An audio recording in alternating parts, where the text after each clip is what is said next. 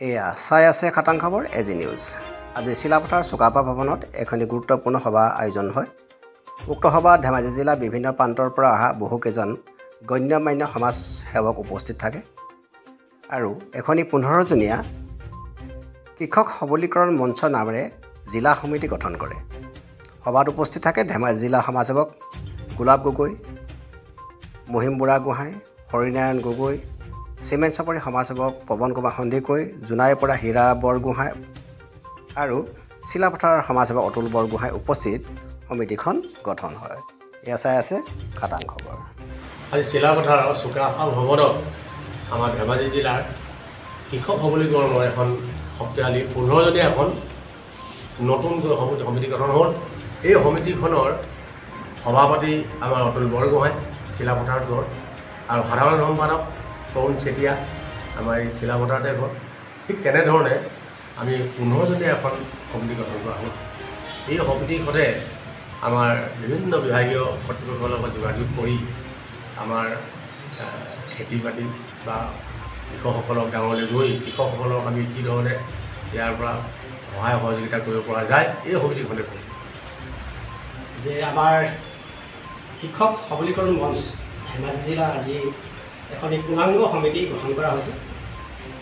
আমাৰ মূল উদ্দেশ্যটো হ'ল এই কৃষকসকলক আমি আগলৈ লৈ যোৱা আৰু কৃষকসকলক উন্নতি পথত আগবঢ়াই লৈ যোৱা। তাৰ উদ্দেশ্যে পথাৰ আমাৰ বজাৰ আমাৰ এই শ্লোগানেৰে আমি আগবাঢ়িব লাগিব।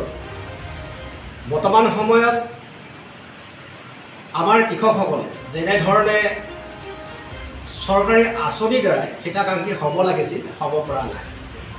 বিশেষকৈ গাঁৱত থকা যিসকল কৃষক হয় তেখেতলোকে এই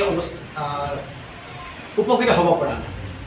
সেয়েহে আজি আমাৰ যিখন সভা কৃষক সবলীকৰণ মঞ্চৰ যিখনি আমাৰ মঞ্চ গঠন হৈছে, এই মঞ্চখনে যাতে আমাৰ প্ৰকৃত কৃষকসকলক যাতে আমি সহায় সহযোগিতা কৰিব পাৰোঁ, চৰকাৰৰ লগত কথা পাতিব পাৰোঁ আৰু আমাৰ বিভাগীয় কৃষি যিমানবিলাক আমাৰ আঁচনি আছে যাৰ আণ্ডাৰত তেখেতলোকৰ লগত আমি কথা বতৰা পাতি যাতে তেওঁলোকক আমি সুবিধা কৰি দিব, তাৰ ওপৰত আমি এই সমিতিখনে কাম কৰিব লাগিব। আৰু বৰ্তমান সময়ত বিজ্ঞান পদ্ধতিয়ে যদি আমি কাম নকৰোঁ আৰু অসমত যদি আমি সৰু সৰু উদ্যোগ যদি আমি গঠন কৰিব নোৱাৰোঁ বা বহিব নোৱাৰোঁ, তেতিয়ালৈকে আমাৰ অসমত থকা নিবনুৱাসকল কেৰেলা, দিল্লী, হায়দৰাবাদ এইবিলাকত ঘূৰি ফুৰিব। আজি তাত যিবিলাক উদ্যোগ গঢ় লৈছে সেইবিলাক আমাৰ অসমতো গঢ় দিব পাৰে। সেয়েহে আমি প্ৰথমতে সৰু এটা উদ্যোগৰ পৰা আমি কাম আৰম্ভ কৰিবলৈ লৈছোঁ। এতিয়া আমি কেইবাখনো গাঁৱত শাখা সমিতি গঠন কৰি লৈ তাত আমি অন্যান্য ধৰণৰ প্ৰশিক্ষণ দিয়াৰ ব্যৱস্থা কৰাইছোঁ আৰু দিয়াইছোঁ। আৰু অন্যান্য ধৰণৰ যিবিলাক আমাৰ আঁচনিত আছে সেইবিলাকক যাতে আমি গাঁৱৰ ৰাইজক শাখা সমিতিবিলাক গঠন কৰি লৈ এটা গোট বনাই যাতে আমি কাম কৰিব পাৰোঁ, তাৰ ওপৰত আমি বিশেষকৈ আমাৰ ফ'কাচিংটো আমি দিছোঁ। আৰু আশা কৰিছোঁ এই সমিতিৰ দ্বাৰাই নিশ্চয় ৰাইজক উপকৃত হ'ব। কাৰণ এটি গোট হৈ কাম কৰিম আৰু গাঁৱতো আমি গোট বনাই আমি কাম কৰিব লাগিব, তেতিয়াহে আমি উপকৃত হ'ম। আৰু যাতে আমাৰ কৃষকলৈ অহা আঁচনিবিলাক যাতে প্ৰকৃত হিতাধিকাৰীয়ে যাতে পায়,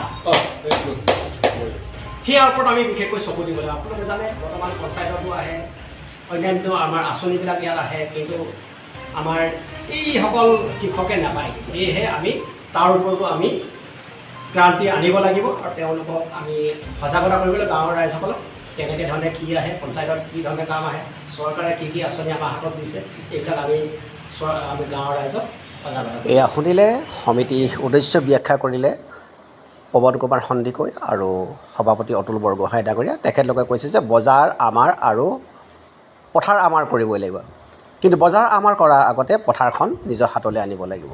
আজি কৃষকসকল উন্নতি নোহোৱাৰ কাৰণে আজি আমাৰ অসমৰ নিবনুৱাসকল আজি বাহিৰা ৰাজ্যত থাকিবলগীয়া হৈছে আৰু বিশেষকৈ আজি অসমৰ বজাৰখন বাহিৰ ৰাজ্যৰ হাতত আজি গতাই দিয়া হৈছে। সেয়েহে তেওঁলোকে এই সমিতিৰ দ্বাৰাই যাতে পথাৰ আমাৰ বজাৰ আমাৰ কৰাৰ উদ্দেশ্যৰে কাম কৰিব বুলি কথা দিছে।